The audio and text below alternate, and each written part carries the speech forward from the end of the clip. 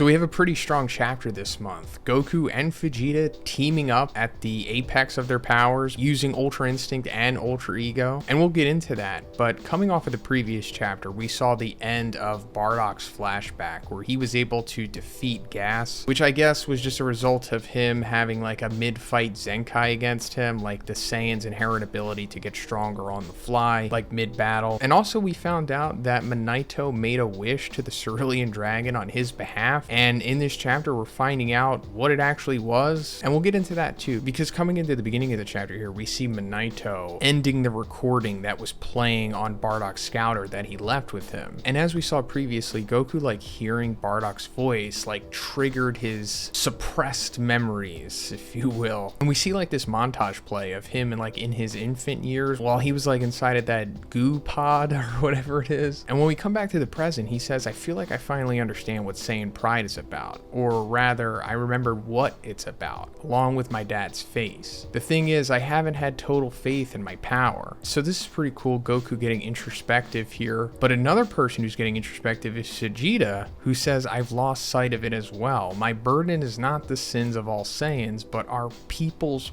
pride. Why did it have to be your father of all people who helped me realize this? So this is great. This is like a full-blown character arc on both Goku and Vegeta, more so Vegeta here, but this is something that has been plaguing him, intermittently throughout the entire series. I mean, like Z and Super. And we'll see in this chapter that him coming to realize this takes like this weight off of his shoulder and allows him to be way more free. But then he says, and to think that you and Raditz survived when you were young because of a wish on the Dragon Balls. That's not fair. So that right there is confirming what Monaito's wish was in the previous chapter, because in that flashback we saw he tried to make a wish to the Cerulean Dragon to like send Bardock away from planet Cereal to avoid being killed by Gas, and the dragon asked Bardock like, hey, do you want to be sent away? And Bardock was like, of course not. So then Monaito, like telepathically communicating with Bardock, asked him like, hey, do you just want me to make you another wish instead then? And Bardock said, I'd wish that my sons end up thriving. And to be honest, I wasn't really sure that this was literally going to be the wish that was made by Monaito. I thought maybe there was going to be like a swerve and he decided to make a wish on Granola surviving or something, but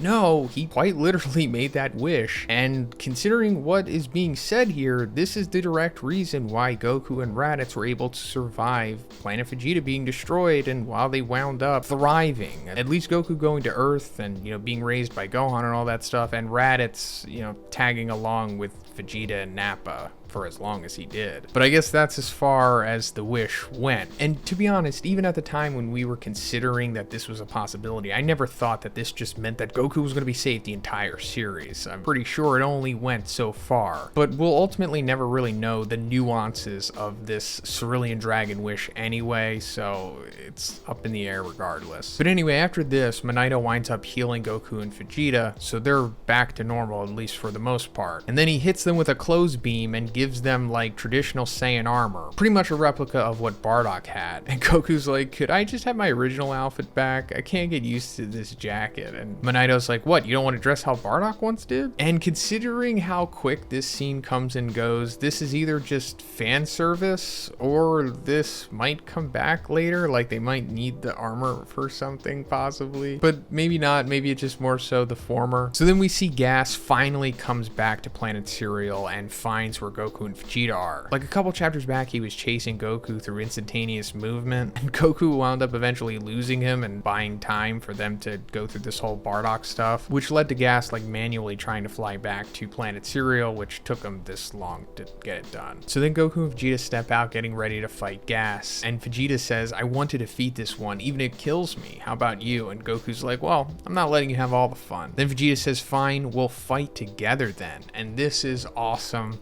Like I was saying, Vegeta finally being more free here, realizing that the burden was not necessarily just the sins of all the Saiyans, but his people's pride. Then Vegeta goes Ultra Ego and Goku goes Ultra Instinct, and they begin fighting Gas together, and this is just everything that we want, right? And we go on to get this extended fight sequence, which is pretty great. Toyotaro, just like Toriyama, is very good at paneling and choreography. It doesn't necessarily always translate into the anime, but in the manga, they get the point across very well, and we see that while they have been healed and they're somewhat back to normal and fighting at their peaks, they're still not on the level of Gas, who is technically still the strongest in the universe per the wish that Elec made, but it's not like they're getting dominated or anything. It's actually somewhat of a competitive fight. I mean, Gas is clearly getting the upper hand on them, but he's not like completely dominating them as you would expect, at least prior to this. And it eventually leads to this sequence where Gas like tries to hit them with this huge ki blast, but then they wind up jumping over it, and then we get them both countering Gas with a Gallic gun and a Kamehameha. This is like a great sequence. But Gas unfortunately avoids this and winds up getting the upper hand on both of them. And while Gas is like stepping on Goku, Vegeta in the back is like, "Move aside, Kakarot. This is a God of Destruction move capable of erasing mere mortals." So I guess this is like a Hakai death ball, right? And it's understandable because Ultra Ego is based around Hakai energy. But this also brings me back to what I was talking about originally when we saw Ultra Ego revealed and he was going against Granola. And it's like, why doesn't he just Hakai Gas? I mean, it's never been fully explained like how that works, and if you could do it against someone who's too strong, can they just like muscle through it or whatever? Because we see once this is thrown at Gas, he can like defend against it with like his shield. But what if Vegeta just like straight up like tries to Hakai him the way that like Goku Hakai'd Zamasu? It doesn't seem like they're going to explore that,